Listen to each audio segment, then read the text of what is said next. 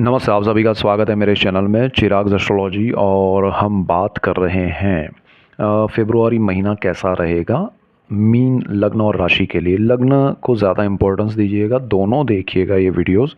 आपकी राशि से भी देखिए, लग्न से भी देखिए, ज़्यादा आपको लग्न को इम्पोर्टेंस देना है। काफ़ी लोग ये सवाल पूछते हैं, इसलिए मैं बार बार बताता हूँ हर वीडियो में। ये हम फेब्रुआरी मंथ एंड का चार्ट है, उसमें ग्रहों की स्थिति है। हम ग्रहों के हिसाब से भी जा रहे हैं, नंबर्स के हिसाब से भी जा रहे हैं। न्यूमरोलॉजी में आपको मैंने डिफरेंट ही एस्पेक्ट्स दिए हैं, डिफरेंट ही वे में मैं आपके सामने लेके आया हूँ, जो शायद ही आपने कहीं देखा सुना हो या समझा हो। तो वो भी देखिए, नंबर्स से आपको क्या इफ़ेक्ट होते हैं, क्या बेनिफिट होता है, क्या लॉसेस होते हैं। नंबर्स पे मैंने फेब्रुआरी मंथ का और 2024 का वर्षफल भी दिया है, महीने का फल भी दिया है। और मैं हमेशा पॉइंट्स पे जाता हूँ। मैं कुछ चीज़ों को पर्टिकुलर की, अरे सुबह कैसा रहेगा आपका ये, तो वो कलर्स या उसमें नहीं जाएंगे, पॉइंट्स की ये चीज़ माइंड पे क्या इफ़ेक्ट हो रहा है, हम उस साइकोलॉजी पर क्या आपके लिए ग्रह इफ़ेक्ट कर रहे हैं, आपके सेविंग्स पे क्या इफ़ेक्ट कर रहे हैं, क्यों हमें ध्यान रखना है, वो पॉइंट्स पे बात करते हैं। तो ऐसे डिटेल्ड वीडियोस मैं आपके लिए लेके आता हूँ। इसीलिए आपको मेरा चैनल चिराग एस्ट्रोलॉजी लाइक करना है, शेयर करना है, सब्सक्राइब करना है, बेल आइकन दबाना है, ताकि आपको तुरंत मिले।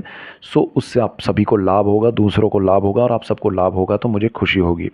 मीन वालों के लिए स्थिति समझ लेते हैं। राहु आपके फर्स्ट हाउस में थे, हैं और रहेंगे थ्रू आउट द मंथ। गुरु भी थे, रहेंगे। केतु भी थे, रहेंगे। और यहाँ पर मंगल का एक ट्रांजिट हो रहा है। आपके कर्मस्थान से मंगल जो है वो सेजिटेरियस से 5 फरवरी को जाएंगे मकर में, उच्च स्थिति प्राप्त करेंगे। मकर उनकी उच्च राशि है, शुक्र के साथ कॉम्बिनेशन बना रहे हैं। उसके बाद सूर्य यहाँ पर बैठे हुए हैं, तब मंगल जब जा रहे हैं 5 फरवरी को, और 13 फरवरी को सूर्य, 13 तारीख को सूर्य ट्रांजिट करेंगे और चले जाएंगे 12th हाउस में शनि के पास। शनि सूर्य बुध का कॉम्बिनेशन आपके 12th हाउस में हो रहा है।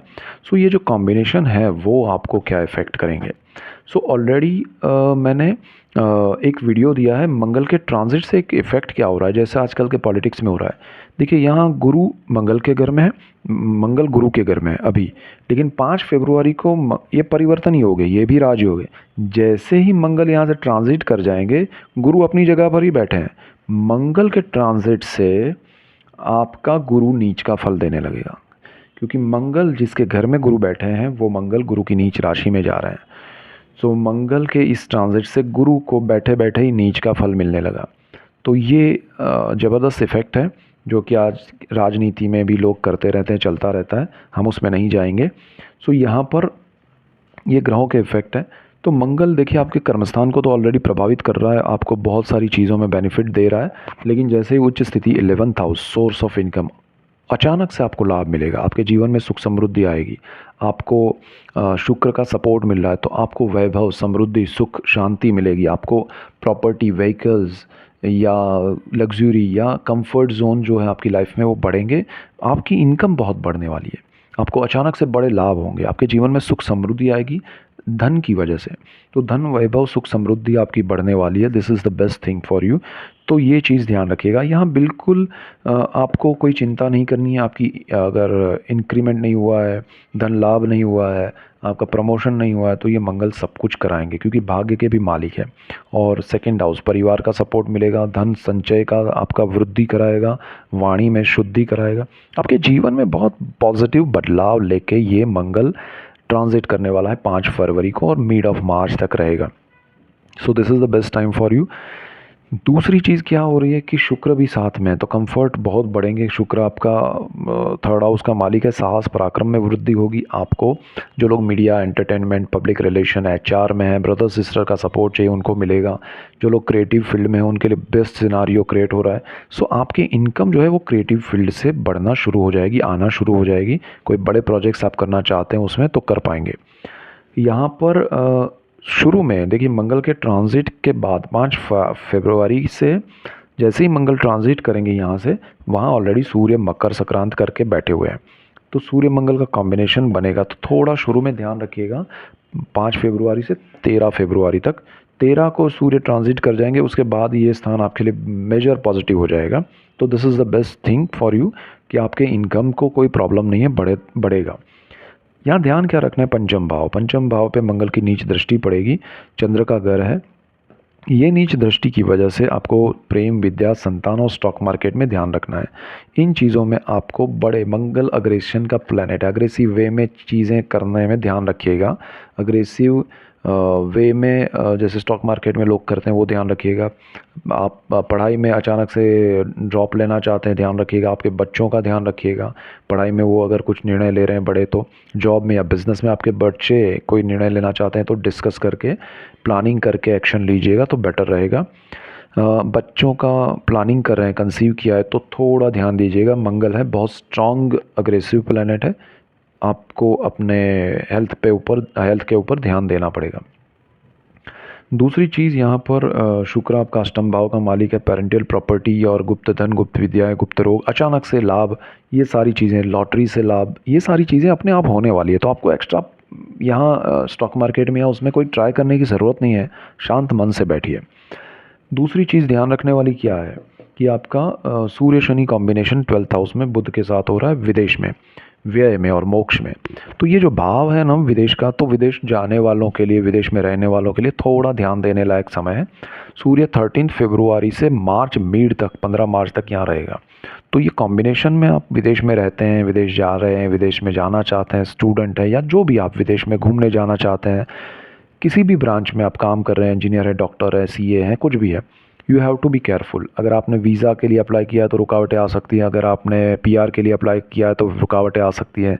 अगर आप घर शिफ्ट करना चाहते हैं तो वो हर्डल्स, प्रॉब्लम्स आएंगे। स्टूडेंट है तो प्रॉब्लम्स आएंगे।